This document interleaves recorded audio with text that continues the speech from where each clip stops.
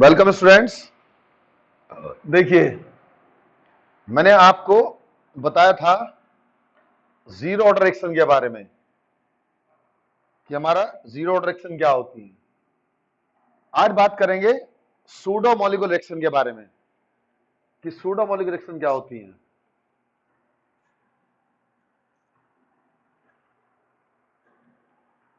पहले जीरो, उसके बाद सूडो मॉलिक्यूलर रिएक्शन। कौन सी रिएक्शन है? वो रिएक्शन जो देखने में आपको ज्यादा ऑर्डर की लगती हो लेकिन एक्चुअल में क्या हो, हमारी कम ऑर्डर की हो। वो क्या कहलाती है हमारी? उनको बोलते हैं सूडो मॉलिक्यूलर रिएक्शन। अब आप कहेंगे ज्यादा का मतलब क्या है जी, और कम दिखाई देने का मतलब क्या है? देखिए बेटा, ज्यादा का मतलब ये होता है कि अगर आपको देखने में वो सेकंड ऑर्डर लगे लेकिन एक्चुअल में क्या हो, फर्स्ट ऑर्डर हो।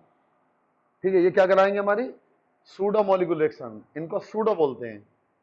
झूठी लगेगा आपको जैसे इसका ऑर्डर सेकंड हो लेकिन एक्चुअल में क्या होगा, एक्चुअल में ऑर्डर इसका फर्स्ट होता है। तो ऐसी रिएक्शन हमारी सूडो मॉलिक्यूलर रिएक्शन कहलाती है। यानी हम क्या समझेंगे? हम लिखेंगे those reaction which seems to be of higher order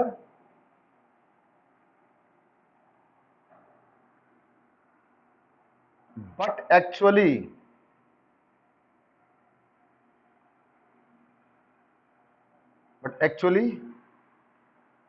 follows lower order of kinetics is known as pseudo molecular reaction।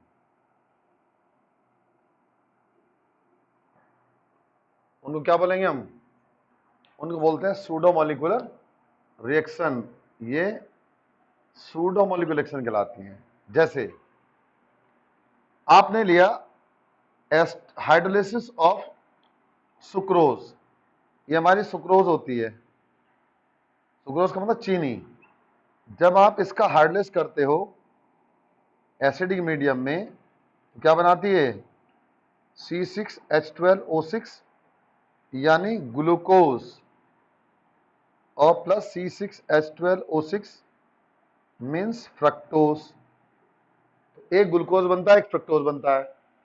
तो अगर मैं इसके लिए रेट ऑफ रिएक्शन निकालूंगा तो that would be equal to dx upon dt is equal to K C12H22O11 to the power 1 and H2O to the power 0। देखिए, ये आपको लगेगा यहां पर दो हमारे सुक्रोज भी है, वाटर भी है। तो आपको ये लगता होगा इसको देख करके कि जो हमारा फॉर्मेशन ऑफ ग्लूकोज फ्रक्टोज है वो वाटर के ऊपर डिपेंड करता है, वाटर कंसंट्रेशन पर। जबकि एक्चुअल नहीं होता ऐसा। एक्चुअल में क्या होता है? वो केवल डिपेंड करता है upon the concentration of sucrose. भाई पानी आप पी रहे हैं, सपोज कीजिए आप पानी पिएंगे तो क्या आपकी बॉडी में ग्लूकोज की मात्रा बढ़ेगी? नहीं बढ़ेगी। अगर आप चीनी ज्यादा पिएंगे तो आपकी बॉडी में ग्लूकोज की मात्रा ज्यादा होगी, और अगर आप चीनी कम खाएंगे तो आपकी बॉडी में क्या होगा, ग्लूकोज की मात्रा कम होगी। तो वो किस पे डिपेंड कर रहा है? यानी your body content of glucose only depend upon concentration of sucrose. तो आप चीनी ज्यादा लेंगे तो आपकी बॉडी में ज्यादा ग्लूकोज होगा, चीनी कम लेंगे तो आपकी बॉडी में कम ग्लूकोज होगा।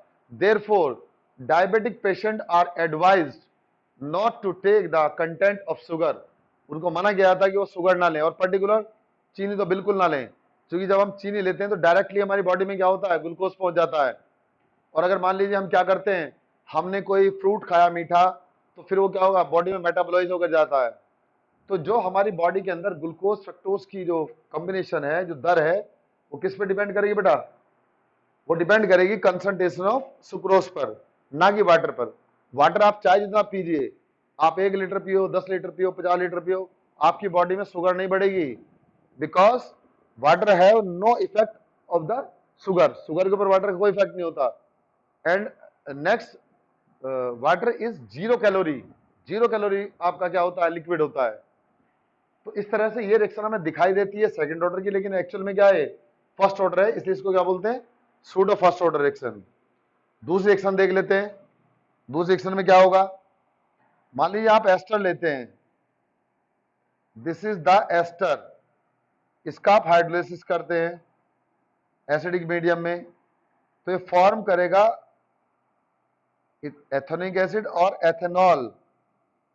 सो formation of ethanoic acid and ethanol depend upon, अगर मैं निकालूंगा यहां पर dx upon dt, that would depend upon K CH3COO C2H5 to the power 1 and S to the power 0. It is also first order reaction.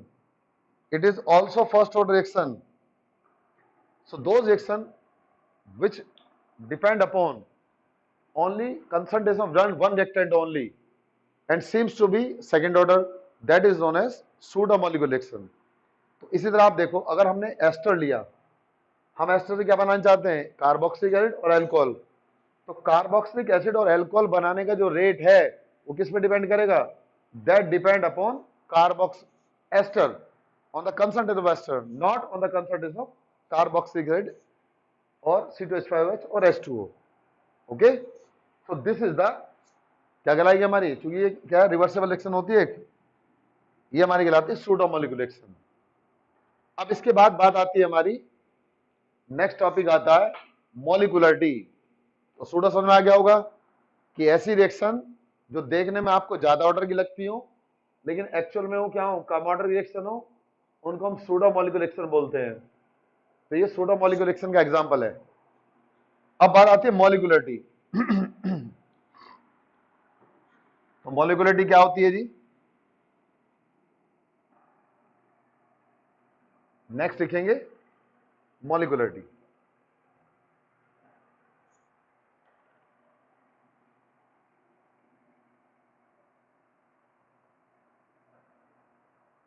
Molecularity of reaction यानी the number of reacting species यानी reactant,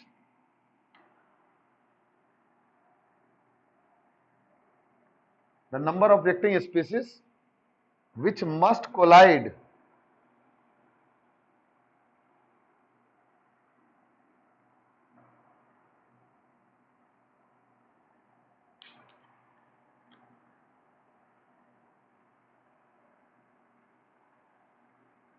with each other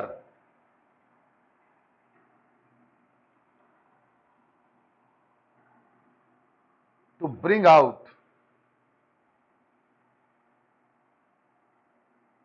a chemical reaction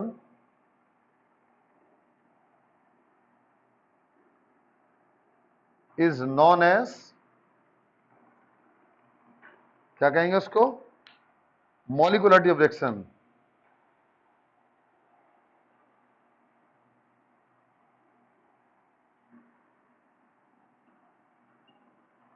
उसको molecularity reaction बोलते हैं, यानी the number of reacting species which must collide with each other to bring out a chemical reaction is known as molecularity of reaction, उसको molecular reaction बोलते हैं। ठीक है, देखिए कैसे, मान लीजिए आपने लिया decomposition of hydrogen peroxide, it will form H2O plus half O2. In this case dx upon dt या depend is equal to K H2O to the power 1. so क्या होगा ये, that is the zero order reaction, sorry unimolecular।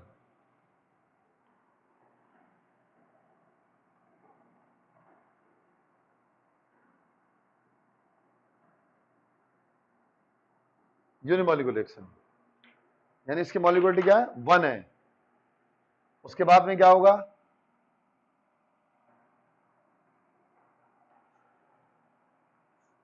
मान लीजिए आपने लिया 2NO2, ये टूट गया 2NO और प्लस O2 में, तो क्या होगी ये bimolecular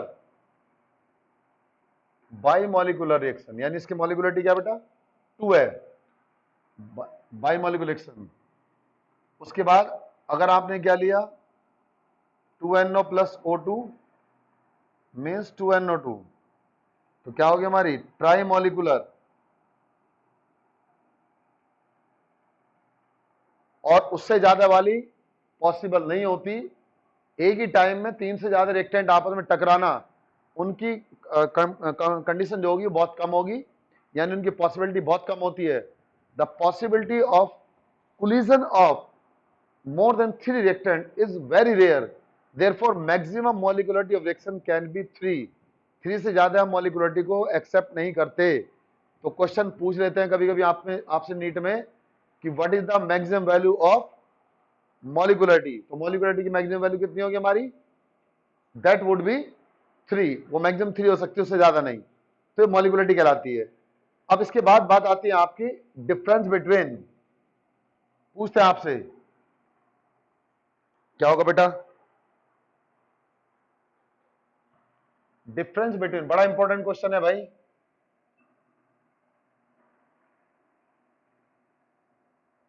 difference between order and molecularity of a reaction, किसी भी रिएक्शन की ऑर्डर और मॉलिक्युलरिटी को निकालने का मतलब उसमें क्या डिफरेंस होता है। तो पहले हम लिखेंगे ऑर्डर, उसके बाद लिखते हैं मॉलिक्युलरिटी। तो क्या होगा यहां पर देखिएगा, सबसे पहले ऑर्डर की बात करते हैं हम। इट इज डिटरमाइंड एक्सपेरिमेंटली, कैसे डिपेंड करते हैं experimentally. It is theoretically,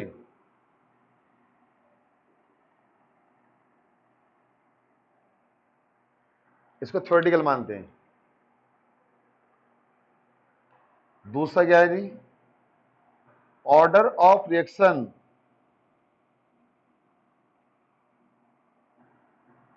can be zero, किसी रिएक्शन का ऑर्डर जीरो हो सकता है, but molecularity can not be zero.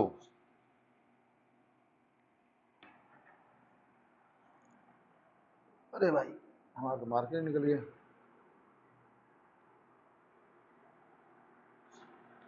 But molecularity of reaction can not be zero, zero नहीं हो सकती। Third point, order of reaction can B fractional, किसी reaction का ऑर्डर फ्रैक्शनल हो सकता है। It will be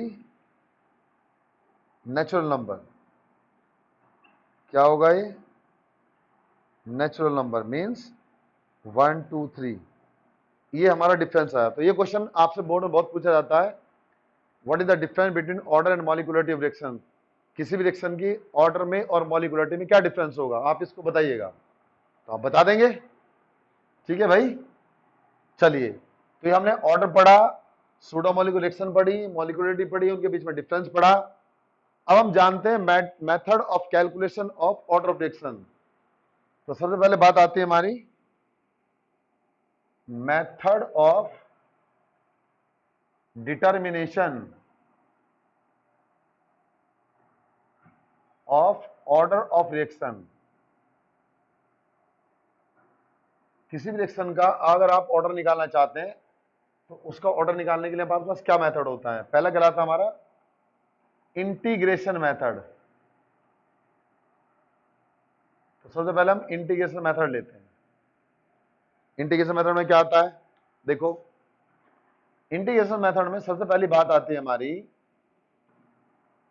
for zero order, zero order के लिए सपोज कीजिए मेरे पास एक इक्वेशन है डी ए सॉरी ए से लेकर के कोई प्रोडक्ट बनता है, और अगर जीरो डायरेक्शन है तो मैं लिखूंगा d a upon D T is equal to minus k molar constant of a, या मैं इसको लिख दूंगा d a is equal to minus के इंटू डी टी। मैं इसको इंटीग्रेट कर देता हूं, बल्कि इसको मैं ए को ही नीचे ले आता हूं यहां पर, तो क्या होगा माइनस के डिवाइड बाई ए। अगर ये जीरो ऑर्डर तो क्या होगा d a is equal to minus के टी।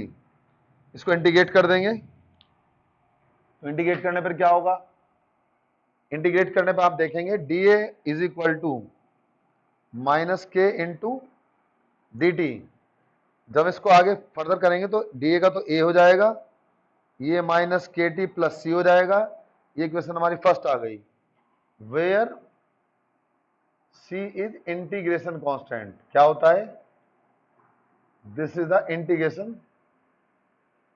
कांस्टेंट। नाउ इनिशियली, अब हमने ये माना इनिशियली जब t बराबर जीरो था तो a बराबर a जीरो था।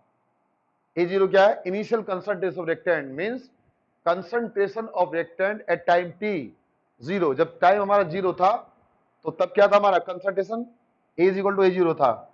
तो पुटिंग दीज वैल्यू, हमने क्या करा, putting these value in equation, कौन सा पुट कर दी बेटा, फर्स्ट में, तो क्या आएगा ए जीरो माइनस के इंटू जीरो प्लस सी, और C is equal to A zero. तो सी की वैल्यू क्या रहेगी हमारी, ए जीरो के बराबर आ जाएगी। इसको फिर पुट कर देंगे हम, पुटिंग इन फर्स्ट इक्वेशन में, तो क्या आएगा यहां से ए इज इक्वल टू माइनस के टी प्लस ए जीरो, या मैं इसको यहां लिखूंगा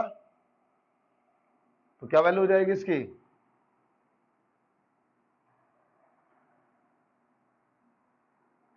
इसकी वैल्यू होगी बेटा K T is equal to A zero minus A, या K is equal to A zero minus A upon T, जहां पर ये तो क्या है रेट कांस्टेंट, टी क्या है हमारा टाइम है, ए जीरो क्या है इनिशियल कंसंट्रेशन ऑफ रिएक्टेंट, और ए क्या है concentration of reactant at time T time पर।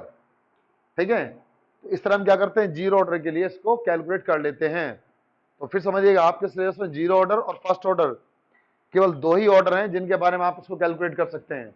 तो क्या होगी इसकी वैल्यू, लिखेंगे आप method of determination of order of reaction, integration method. Integration method में suppose we have take for zero direction, zero direction के लिए क्या होगा बच्चों, A is equal to product, हम ऐसे मानते हैं इसको।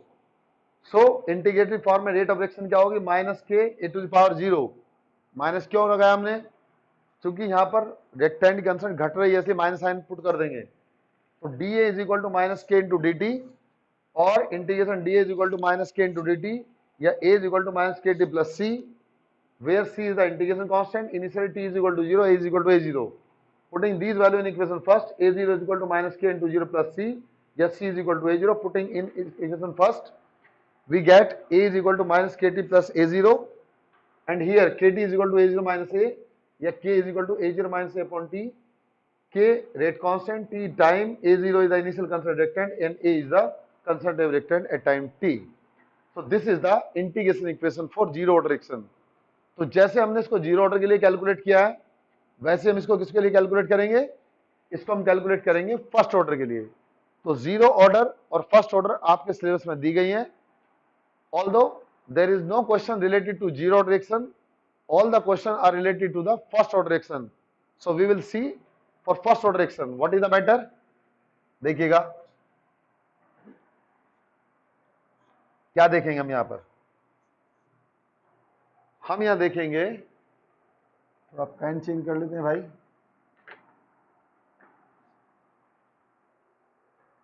देखो अब हम बात करते हैं फॉर फर्स्ट ऑर्डर।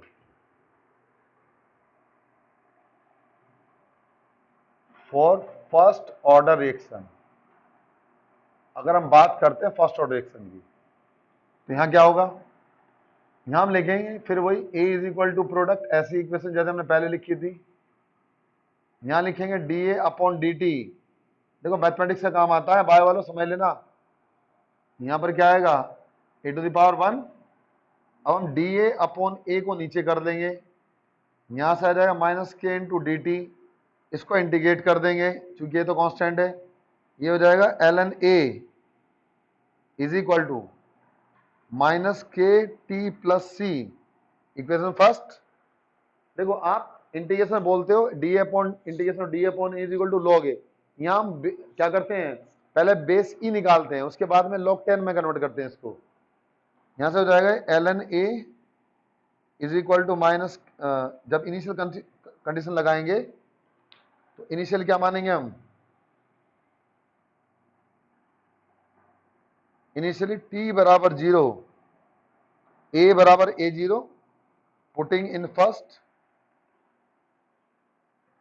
कहां करें इसको, फर्स्ट में पुट कर दें तो वैल्यू आ जाएगी ln a0 is equal to minus के इंटू 0 प्लस सी, और c is equal to ln a0, putting these value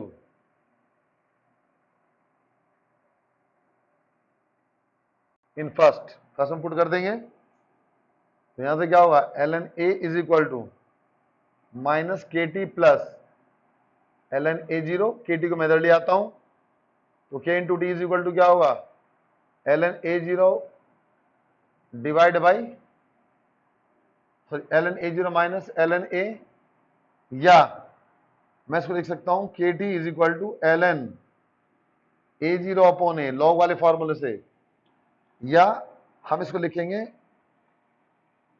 k is equal to 1 upon t ln A0 upon A, और हम एक रिलेशन जानते हैं ln A नेचुरल बेस बराबर होता है 2.03 log 10A, ये इसके अंदर आ जाता है।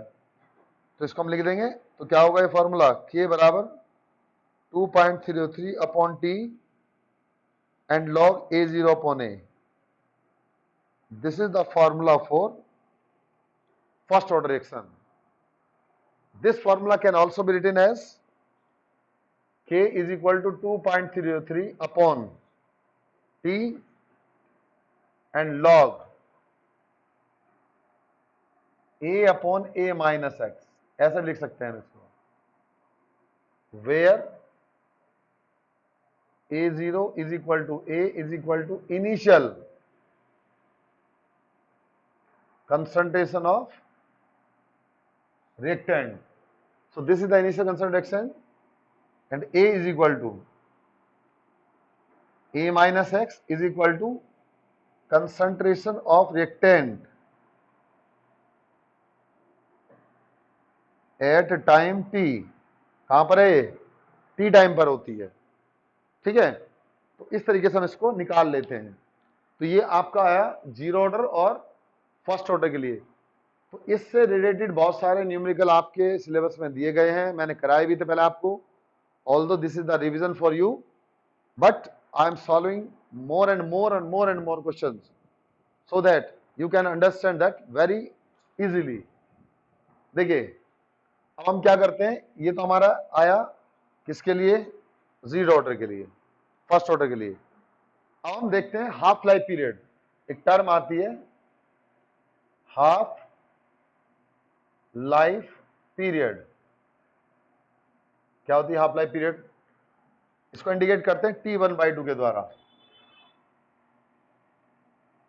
क्या होता है हाफ लाइफ पीरियड, वो टाइम जिसके अंदर डिकम्पोज होकर के कोई सब्सटेंस अपनी इनिशियल कंसंट्रेशन का आधा रह जाता है, उसको हम क्या बोलते हैं, उसको बोलते हैं हाफ लाइफ पीरियड। यानी the time during which any substance reduce to half of its initial concentration, that is known as half life period.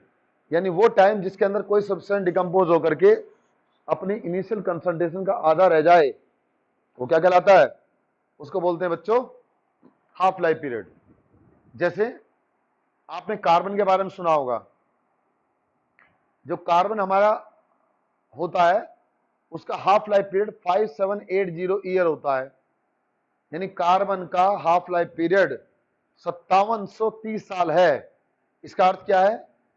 इसका अर्थ यह होता है कि अगर आपने 1 ग्राम कार्बन का ले लिया, ठीक है, कार्बन का 14 आइसोटॉप्स होता है जो रेडियोएक्टिव नेचर में, और उसको आपने रख दिया, तो वो 1 ग्राम से आधा ग्राम बनने में 5730 साल लेगा। आपने फिर 0.5 ग्राम ले लिया, उससे 0.25 ग्राम होने में फिर 5730 साल लेगा। तो ये क्या उसका हाफ लाइफ पीरियड होता है, यानी वो टाइम जिसके अंदर कोई सब्सटेंस घट करके अपनी इनिशियल कंसंट्रेशन का आधा रह जाता है, वो क्या कहलाता है? उसी को हम हाफ लाइफ पीरियड बोलते हैं। It means the time during विच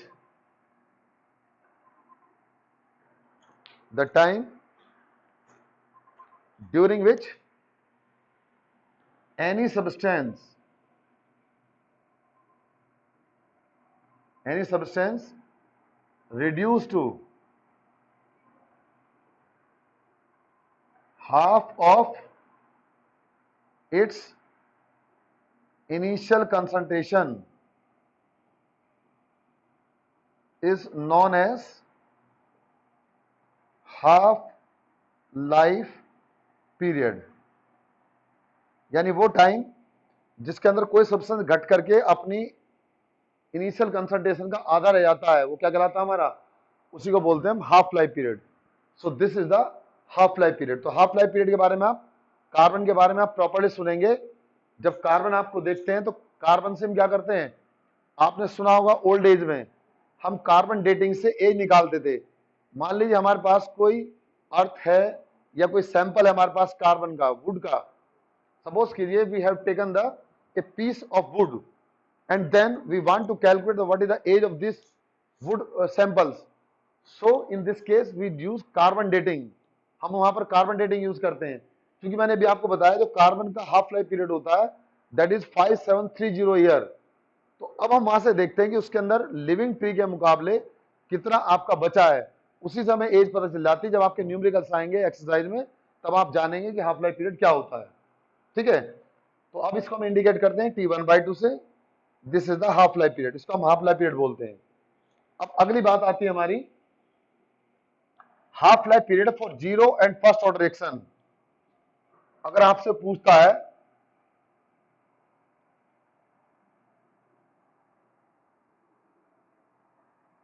क्या पूछेगा जी? यानी half life period for zero order reaction. अगर आपको जीरो ऑर्डर रिएक्शन के लिए हाफ लाइफ पीरियड निकालना है तो क्या करेंगे? आप जानते हैं जीरो ऑर्डर के लिए आपको भी बताया था K is equal to A0 minus A upon T, ये फॉर्मूला था हमारा जीरो ऑर्डर के लिए। तो हम क्या करेंगे? Putting A is equal to A0 upon 2 and T is equal to T1 upon 2, यानी वो टाइम जिसके अंदर इनिशियल कंसंट्रेशन का आधा रहता है उसको हाफ लाइफ पीरियड बोलते हैं। तो अगर A की वैल्यू A0 अपॉन 2 हो तो T की वैल्यू क्या होगी? T1/2 होगी। पुटिंग इन फर्स्ट, इसको फर्स्ट मान लेते हैं, इस वैल्यू को पुट कर देते हैं, putting in first. So K is equal to A0 minus A0/2 upon T1/2 and we will get T1/2 is equal to A0 upon 2K। It means अगर हम बात करते हैं जीरो ऑर्डर के अंदर, for zero order reaction rate of zero reaction half life period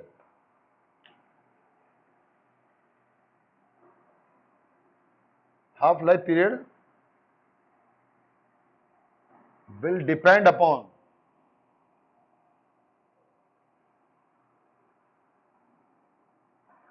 initial concentration of reactant। Reactant की initial concentration depend करेगा।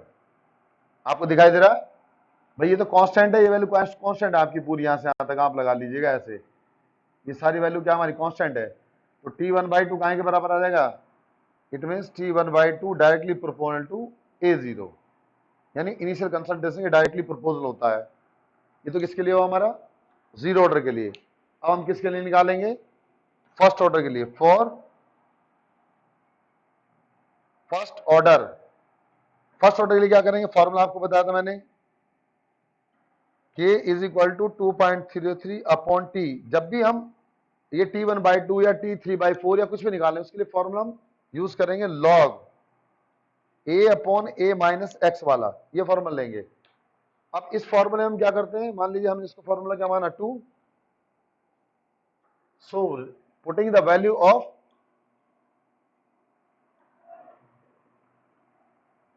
in equation second, क्या होगा, k is equal to 2.03 upon T, T की जगह क्या करते हैं t1/2 and log a upon a minus a/2, x में क्या पुट कर देंगे, a/2 पुट करेंगे, तो क्या होगा 2.303 upon T 1/2 and log a upon a/2, a से कैंसिल हो जाएगा खत्म, 2.303 divide by T 1/2, it means log 2, और log 2 की वैल्यू आप जानते होंगे, that would be equal to 2.303 upon t1/2 0.3010, and putting these values we get, क्या होगा, t1/2 को मैं इधर ले आता हूं, इसको कैलकुलेट करूंगा तो आएगा 0.693 अपॉन k।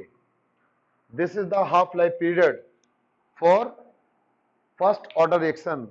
ये हम फर्स्ट ऑर्डर रिएक्शन के लिए हाफ लाइफ पीरियड निकालते हैं। अब अगर हमें क्या करना हो, फॉर nth ऑर्डर, अगर हमें, अभी तो हमने t1/2 निकाला, अगर हम nth ऑर्डर निकालते हैं तो nth ऑर्डर के क्या होगा, हम लिखेंगे t इस वाले फॉर्मूले में, यहां पर t1 upon n is equal to 2.03 upon k log a upon a minus a upon n, ठीक है। तो इससे क्या करेंगे, हम वैल्यू को पुट कर लेंगे, वैल्यू को निकाल लेते हैं, ठीक है जी। अब आपसे वो ये पूछता है, बताओ कि जीरो ऑर्डर में, अगर हम जीरो ऑर्डर में बात करते हैं बेटा, तो जीरो ऑर्डर में तो half life period directly proportional होता है इनिशियल कंसर्न रिएक्टेंट के, लेकिन अगर हम बात करते हैं फर्स्ट ऑर्डर में, सॉरी फर्स्ट ऑर्डर में, तो ये इनिशियल कंसंट्रेशन के डिपेंड नहीं होता। और इन जनरल, अगर मैं इन जनरल लिख देता हूं, इन जनरल t1/2 आएगा हमारा 1 upon a to the power n minus 1, जहां n क्या है, ऑर्डर ऑफ रिएक्शन है, n ऑर्डर ऑफ रिएक्शन। तो हम यहां क्या करेंगे, देखो भाई, अब अगर आपको हाफ लाइफ पीरियड निकालना है, किसके लिए, आपको देखना किस पे डिपेंड करा नहीं है, जीरो ऑर्डर के लिए हुआ तो हम लिखेंगे t1/2 directly proportional to a to the power n, यानी आप इसको प्रोपोर्शनल साइन लगा लीजिएगा। यहां पर क्या है, अगर मैं जीरो ऑर्डर रखूंगा तो n की वैल्यू क्या होगी, 0, a टू द पावर -1 ऊपर जाएगा, तो t1/2 किस पे डिपेंड करेगा, इनिशियल कंसंट्रेशन रिएक्टेंट पे। अगर मैं बात करता हूं फर्स्ट ऑर्डर के लिए, n की वैल्यू 1 रखूंगा, 1 - 1 की पावर 0 1 होती है, तो इसका मतलब क्या, आप देख रहे हैं यहाँ पर हाफ लाइफ पीरियड डिपेंड नहीं कर रहा है किसके ऊपर, ऑर्डर ऑफ रिएक्शन के या इनिशियल कंसंट्रेशन रिएक्शन के। तो इस तरीके से आप इनको निकाल लेंगे, ठीक है भाई। तो ये क्वेश्चन हमारा बड़ा इंपॉर्टेंट है। अब आता है हमारा कैलकुलेशन ऑफ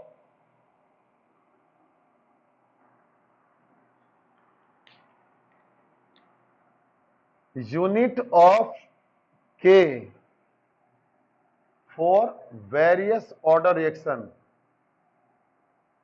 अलग अलग ऑर्डर की जो रिएक्शन होती है उनके लिए अगर आप के की यूनिट निकालना चाहते हो तो उसमें क्या फॉर्मूला होता है हमारा, उसके लिए फॉर्मूला आता है हमारा के बराबर मोल litre inverse two the power 1 - n second inverse, ये फॉर्मूला होता है। तो इस फॉर्मूले से हम किसी भी ऑर्डर के लिए के की वैल्यू कैलकुलेट कर सकते हैं, और इससे रिलेटेड आपके न्यूमेरिकल सिलेबस में है, वो जब आप आएंगे तो उनको आपको बताया जाएगा। ठीक है बेटा, तो इस तरह आप इस क्वेश्चन को कर लेंगे। ये आपका ऑर्डर के बीच में आएगा, आप कहेंगे हमें कैसे पता चलेगा जी? हम मान लीजिए फर्स्ट ऑर्डर के लिए निकालते हैं। फॉर फर्स्ट ऑर्डर हम क्या लिखते हैं? हम लिखते हैं के, यानी रेट बराबर क्या होता है? A to the power 1। Rate होता है हमारा डी अपॉन डी टी बराबर K A to the power 1। D upon D क्या है? मोल लीटर इनवर्स में कंसंट्रेशन टाइम अगर सेकंड में हो, यहाँ के ये भी क्या है? Concentration of mole litre inverse है। इससे आपकी वैल्यू कैंसिल हो गई, तो क्या आएगी के की वैल्यू? Second inverse. यानी फर्स्ट ऑर्डर के लिए के की वैल्यू क्या होती है? सेकंड इनवर्स होती है। फॉर सेकंड ऑर्डर अगर हम सेकंड ऑर्डर के लिए निकालेंगे इसी फॉर्मूले में रखने पर, तो क्या होगा? के की वैल्यू के बराबर, चलो वैसे निकाल के देख लेते हैं, D upon D T is equal to K A का स्क्वायर, यहां पर आएगा मोल लीटर इनवर्स, टाइम अगर सेकंड में ले रहे हैं तो यहां पर आएगा मोल लीटर इनवर्स का होल स्क्वायर। इसकी दो पावर से एक पावर कैंसिल होगी, तो के की वैल्यू क्या आ गई? मोल इनवर्स लीटर सेकंड इनवर्स। ठीक है, तो इन यूनिट से हम पता कर लेते हैं किसी रिएक्शन का ऑर्डर क्या होगा। ठीक है, so this is the method for calculation of order of reaction. तो आप इन मेथड्स के द्वारा किसी भी रिएक्शन के ऑर्डर को कैलकुलेट कर सकते हैं, वो कैलकुलेट हो जाएगा। अब जो मैंने आपको अलग अलग निकाल के दिखाया वही मैं इस फॉर्मूले से दिखा दूंगा आपको निकाल करके, जनरल फॉर्मूला हमारा। तो के बराबर क्या होगा? Mole litre inverse 1 minus N second inverse, nth order के लिए मैंने निकाल लिया। तो अगर मैं इसको जीरो ऑर्डर के लिए लूंगा तो के बराबर क्या होगा? Mole litre inverse 1 minus zero second inverse, तो क्या यूनिट आ जाएगी? मोल लीटर इनवर्स सेकेंड इनवर्स। किसके लिए? For zero order. अब मैंने फॉर्मूले से निकाला, पहले तो मैंने आपको इसके रेट लॉस निकाल के दिखाया, मैं आपको निकाल के दिखाता हूं फॉर्मूले से। ये जीरो ऑर्डर के लिए हुआ। अब for first order K is equal to mole litre inverse 1 minus N second inverse. यहां पर क्या हो? Mole litre inverse 1 minus 1 second inverse. ये क्या हुआ? इसकी पावर 0 1 हो जाता है सेकेंड इनवर्स। देखो लिखा है ना मैंने सेकेंड इनवर्स फर्स्ट ऑर्डर के लिए। अब इसी तरह से हम क्या करेंगे? सेकेंड ऑर्डर के लिए निकाल लेंगे। तो के बराबर क्या होगा? Mole litre inverse 1 minus N second inverse, या मोल लीटर इनवर्स की पावर 1 माइनस 2 सेकेंड इनवर्स, और that would be equal to mole inverse litre and second inverse. तो इस तरीके से हम क्या कर सकते हैं? With the help of these formulas we can calculate the concentration or rate constant for various order reactions. So this is the formula relation between rate constant and order of reaction. तो कभी तो आप क्या करेंगे? Order से के की value calculate करेंगे, कभी के से आप ऑर्डर निकालेंगे रिएक्शन का। तो इस तरीके से इन क्वेश्चंस को कंप्लीट किया जाता है। ठीक है, तो आप इनको कंप्लीट करिएगा, फिर कल आपको नेक्स्ट थ्योरी बताएंगे। Thank you.